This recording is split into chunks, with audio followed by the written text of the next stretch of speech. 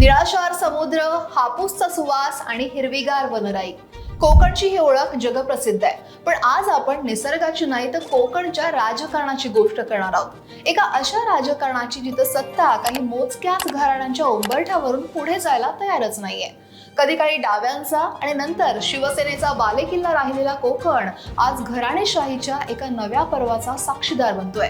राणे, सामंत आणि तटकरे ही फक्त नावं राहिलेली नाहीयेत, तर ही आहेत कोकणच्या सत्ता केंद्राची नवे ब्रँड अँबॅसिडर. कशी या तीन घराण्यांमध्ये कोकणची संपूर्ण सत्ता एकवटली आहे, जाणून घेऊयात सविस्तर. नमस्कार, मी अक्षरा चोरमारे आणि आपण पाहताय लोकमत. सुरुवात करूया सिंधुदुर्गातून, जिथून राणे साम्राज्याची पाळंमुळं घट्ट रोवली गेली आहेत. नारायण राणे महाराष्ट्राच्या राजकारणातलं एक असं नाव ज्यांनी शिवसेना, काँग्रेस, स्वतःचा नंतर महाराष्ट्र स्वाभिमान पक्ष आणि आता भाजप असा मोठा प्रवास केलाय. पक्ष बदलले पण राणेंचा कोकणावरचा वर्चस्व हा कमी झालेला नाहीये, तो उलट अधिकच घट्ट झालाय.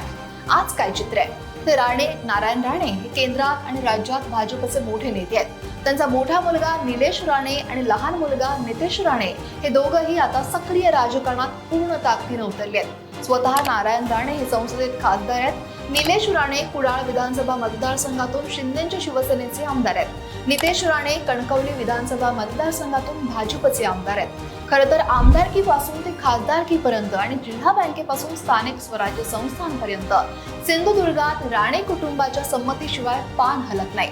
विरोधक टीका करतात की हा घराणेशाहीचा कळस आहे, पण राणे समर्थक याला लोकांचा विश्वास म्हणतात. पण एक गोष्ट नक्की आहे, सिंधुदुर्गाच्या राजकारणाची चावी ही आज सुद्धा राणेंच्याच खिशात आहे. आता सिंधुदुर्गातून थोडं वर सरकूया रत्नागिरीकडं. गेल्या दशकात रत्नागिरीच्या राजकारणात एका नव्या घराण्याचा उदय अत्यंत वेगाने झाला. ते घराणं म्हणजे सामंत कुटुंब.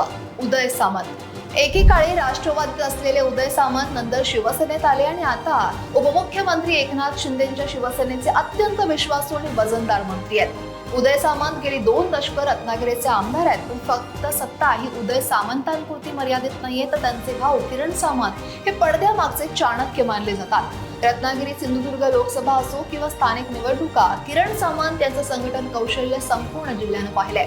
उदय सामंत कॅबिनेटमध्ये तर किरण सामंत संघटनेत आणि स्थानिक पातळीवर. एकाच घरात मंत्रीपद आणि पक्षीय सत्तेची सूत्र असल्यामुळे रत्नागिरीत आता सामंत पॅटर्न हा अधिक घट्ट पकड निर्माण करतोय. विरोधकांसाठी हा किल्ला भेदणं आता सोपं राहिलेलं नाहीये. 2024च्या विधानसभा निवडणुकीत राजापूर विधानसभा मतदारसंघातून शिंदेच्या शिवसेनेकडून किरण सामंत यांनी निवडणूक लढवली आणि ते विजयी झाले. त्यामुळे ते सध्या विद्यमान आमदार आहेत आणि त्यामुळेच जिल्ह्यातच एक भाऊ आमदार, पालकमंत्री आणि दुसरा भाऊ सुद्धा आमदार आहे. आता येऊयात उत्तर कोकणाचं प्रवेशद्वार समजल्या जाणाऱ्या रायगडमध्ये.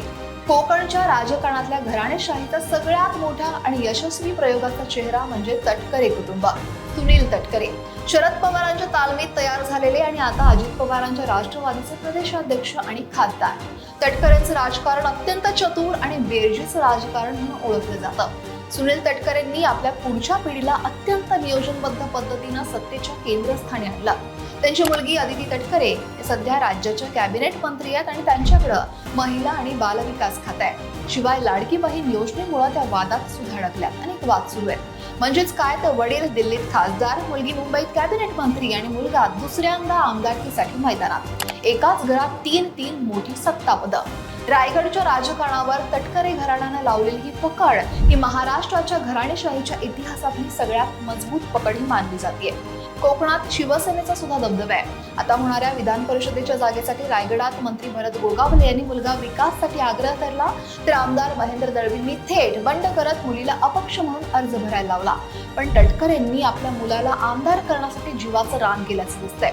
दळवींच्या मुलीनं सुद्धा अखेर अर्ज मागे घेतलाय. तर राणे, सामंत आणि तटकरे त्या तीन घराण्यांकडे पाहिलं की लक्षात येतं की पक्ष बाजूला राहिलेत पण घराणी तीच आहेत. सत्तेची ही नवी त्रिमूर्ती आज संपूर्ण कोकण चालवतेय. पण या सगळ्या समीकरणात एक मोठा प्रश्न मात्र उभा राहतोय, त्या घराणेशाहीमुळे कोकणच्या सामान्य जनतेला काय मिळालं? कोकणचा कॅलिफोर्निया करून म्हणणाऱ्या नेत्यांसमोरच याच कोकणाची दुर्दशा होत चालली आहे, अक्षरशः दुर्दशा. आज सुद्धा कोकणातला तरुण हा रोजगारासाठी मुंबई पुण्याची वाट धरतोय. आज सुद्धा पर्यटन आणि काजू हापूसच्या प्रक्रिया उद्योगांना हवी तशी गती मिळालेली नाहीये. सिंचनाचे प्रश्न असतील, आरोग्य सुविधांचे प्रश्न असतील, आजही तसेच आहेत, कायम आहेत. बाहेरचे लोक कोकणात येऊन जागा विकत घेत आहेत आणि एवढं सगळं घडताना कोकणाला वाली कोण असाच प्रश्न उपस्थित केला जातोय.